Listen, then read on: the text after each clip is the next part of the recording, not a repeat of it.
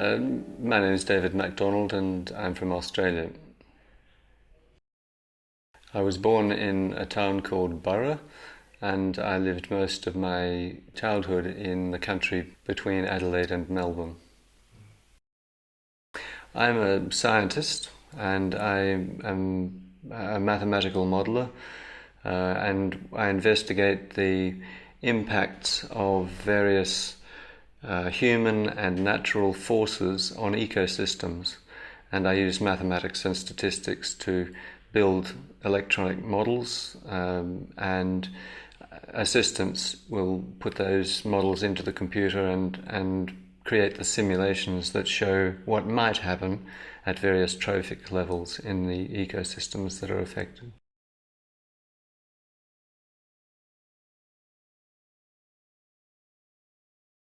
I first discovered problems with electric heaters when I was a child, probably 8 years old, and as I grew up I discovered a few more electrical items that made me feel a little sick and perhaps a little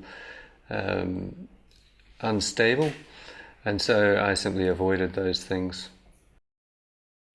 As I reached adulthood, computers were becoming more popular in workplaces, and I discovered that when I used computers I had a similar sort of problem with the heaters that I experienced when I was young, except that I felt more ill when I was using them. So when I was in my mid-20s I began to use computers, but I needed to use a special type of computer to avoid the problem that I now have.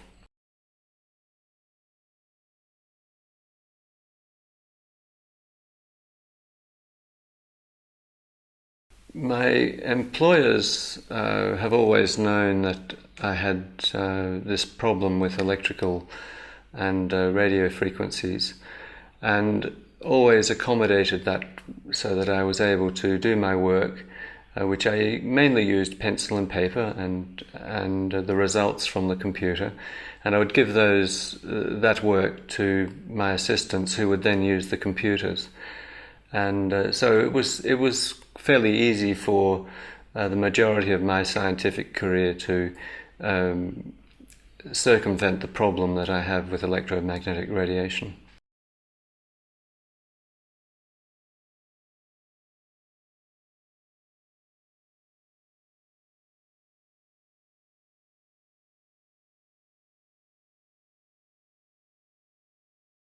I think in the beginning it was very hard for people to understand. For me it was very simple. It is an allergy, like a lot of allergies people have. I cannot explain why I am completely allergic to seafood. There is nobody else in my family that has a problem, my extended family, but I am. For David it's the same problem. He is allergic to radiation, so I had no problem understanding. Other people, no, it is a matter of disbelief, because you cannot see that a person is feeling ill. You cannot see a headache.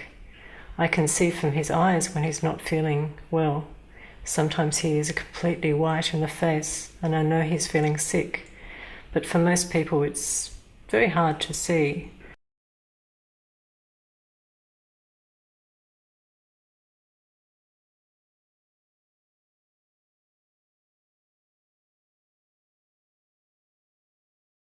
My symptoms were initially simply nausea and headache, but when my condition became worse in 2006, I suffered from eczema, an itchy scalp, from numbness on the left side of my body, and from extreme nausea and tiredness, as well as migraine headache. So it was a change that occurred at a particular time that the symptoms became much worse.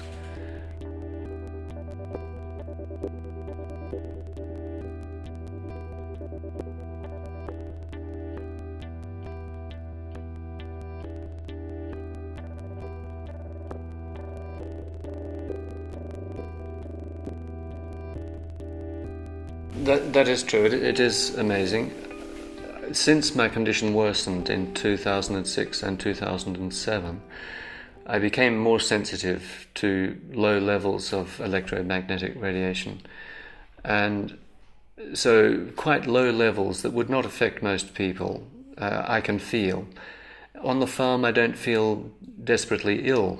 The levels of the emissions 30 kilometers away are not very high. They're still high enough to operate mobile phones and so on. But there are some parts of the property I don't feel comfortable, so I avoid them, or I spend small amounts of time in those places. But for example, when people drive onto our farm, there is a sign asking for all the portables to be turned off. Because if that's not the case, I will feel it when they're driving half a kilometre away, 500 metres away. I will feel it in my head and my face will turn numb just because they have their mobile phone turned on. So we always ask people to turn their mobile phones off, and that reduces the problem dramatically.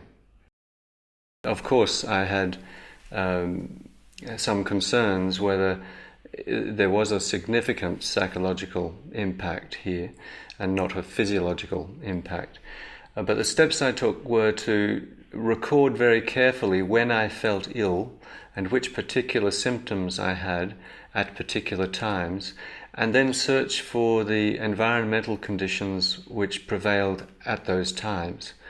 And after observing these things for many years, I took some advice from an expert who measures electromagnetic radiation, and I first of all rented a meter which I used to see what sorts of levels of radiation there were and which types in those locations. And I later bought one of those measuring devices.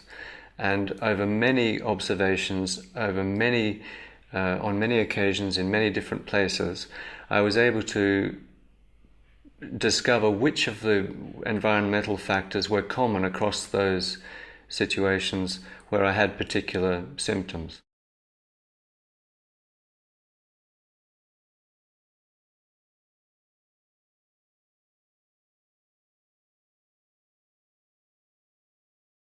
The process that I went through with my employer was that the assistance that I had previously been given was taken away, and I was required to use computers and other electronic equipment that made me feel very ill.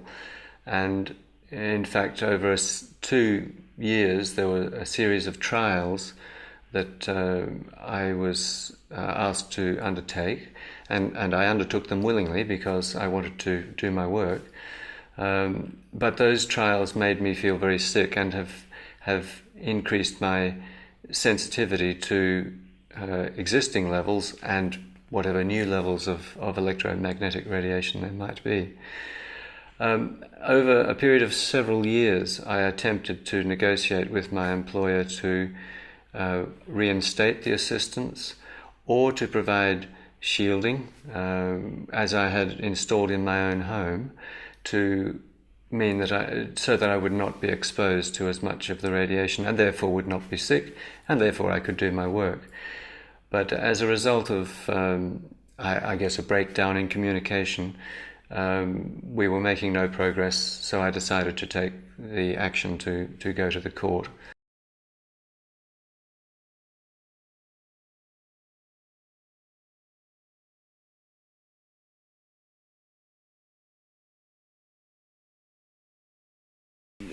Taking a legal course, taking legal action, should not be done lightly.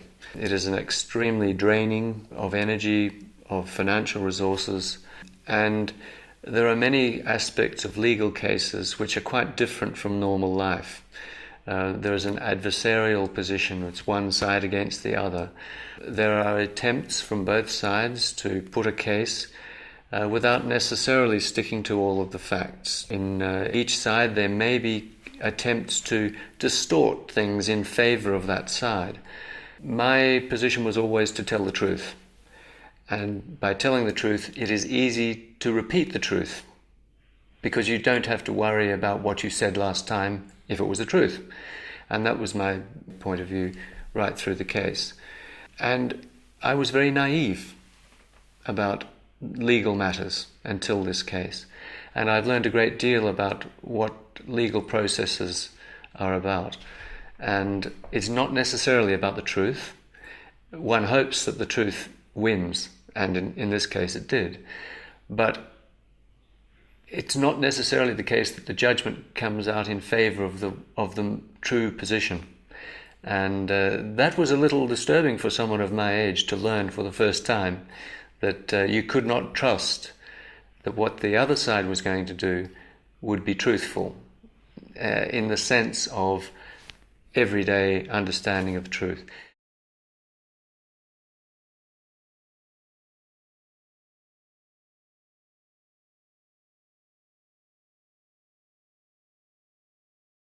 The truth that they use is legal truth, procedures within the court.